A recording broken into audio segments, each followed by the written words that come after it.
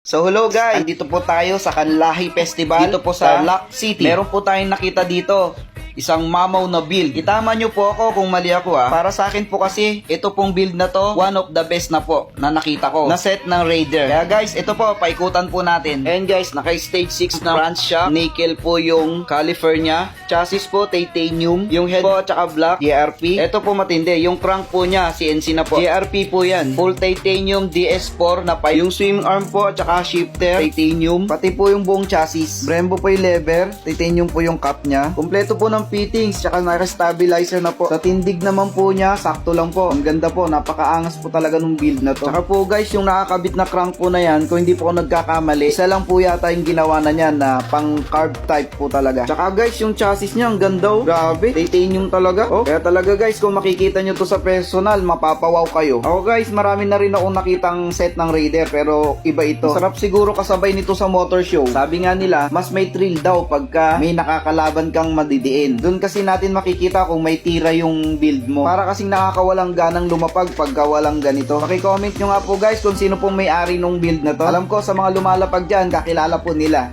So yan guys, gawan natin ng montage yan.